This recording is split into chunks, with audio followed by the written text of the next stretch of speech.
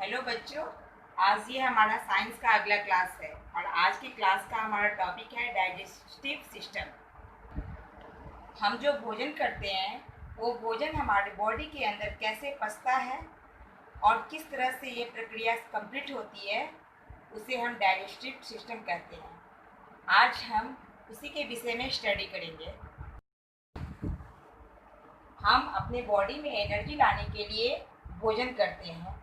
भोजन करने के तुरंत बाद हमारे बॉडी को एनर्जी नहीं मिल जाती है, बल्कि वो भोजन हमारे बॉडी के अंदर जाता है, पचता है और तब वो मूवमेंट करता है। उसके बाद हमारे शरीर को एनर्जी मिलता है। और यही जो प्रक्रिया है भोजन का अंदर बॉडी के अंदर पचना, वो कैसे होता है? वो प्रक्रिया होने के लिए सबसे पहले क्या होता है, तो भोजन का छोटा छोटा टुकड़ा में तोड़ा जाता है। और जब भोजन को एकदम सिंपल फॉर्म में तोड़ दिया जाता है, जो कि धीरे धीरे हमारे डिफरेंट ऑर्गेनाइज में चले जाता है आराम से, यही जो फूड ब्रोकन जो होता है सिंपल वेज में, उसी को हम लोग डाइजेस्टिव सिस्टम कहते हैं। अब आगे हम बच्चों ये देखते हैं कि डाइजेस्टिव सिस्टम में कौन कौन से ऑर्गेन फंक्शन करते हैं, किस किस ऑर्गेन के प्रेजेंट से ये प्रक्रिया कंप्लीट होती है। जब भी हम भोजन करते हैं तो भोजन के 3-4 घंटे के बाद डिफरेंट ऑर्गेन्स होते हैं जो कि बॉडी के अंदर फंक्शन करके इस प्रक्रिया को कंप्लीट करते हैं। ये ऑर्गेन है माउथ, जिसे हम मुख भी कहते हैं, फूड पाइप, जिसे आहार नली भी कहा जाता है, स्टोमक, जिसे पेट भी कहा जाता है, लीवर, जिसे यकृत भी कहा जाता है, पैंक्रियाज, जिसको अग्नाशय भी कहा जाता है, स्मॉल इंटेस्टाइन और लार्ज इंटेस्टाइन, यानी छोटी आंत और बड़ी आंत, और सबसे लास्ट में एनस, जिसे हम गुद्दा भी कहते हैं।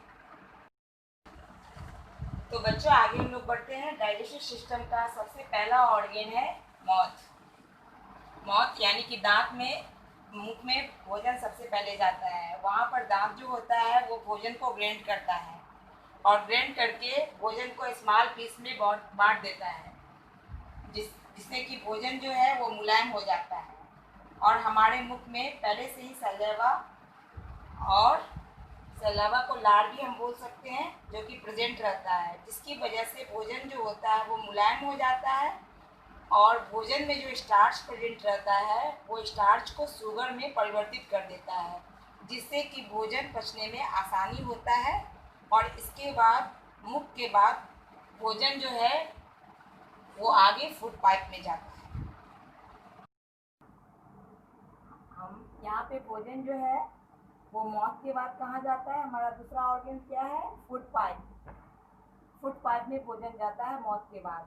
वहाँ पर भोजन के किसी अवयव का पाचन नहीं होता है, यानी कि फूड पाइप में भोजन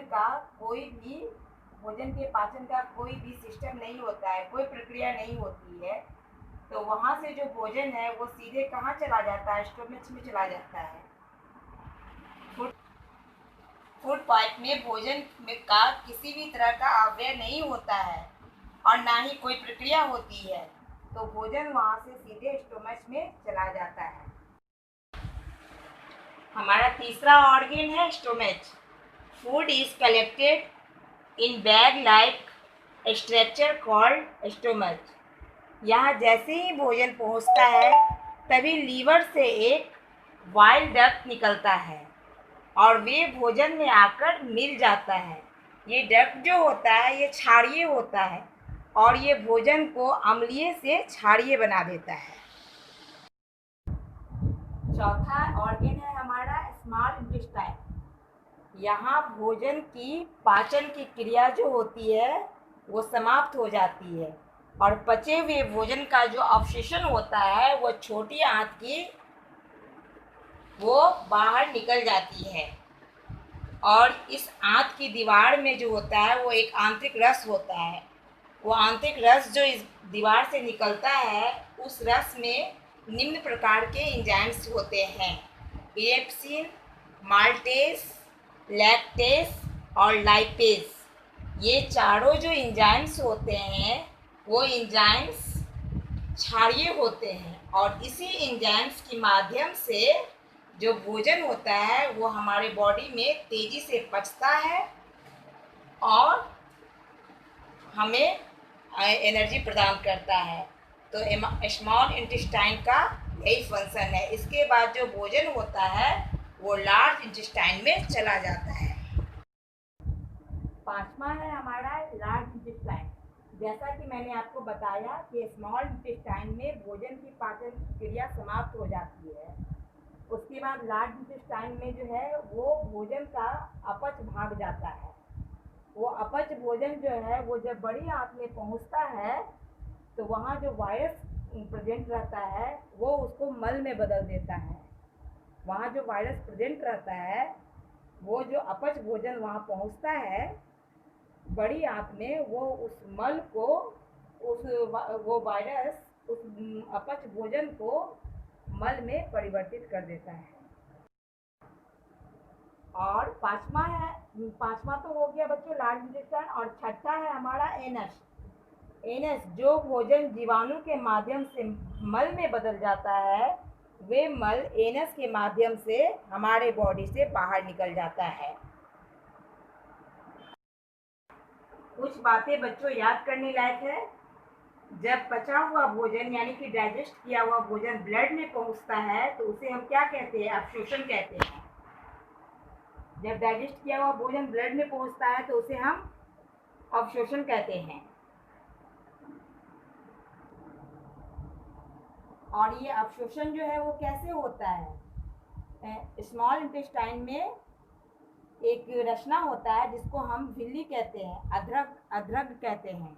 उसी झिल्ली के द्वारा ये प्रक्रिया जो है वो कंप्लीट होती है। तो बच्चों मैंने ये आप लोगों को डायग्राम यहाँ पे दिखा दिया है कि कैसे कैसे डाइजेस्टिव सिस्टम होता है।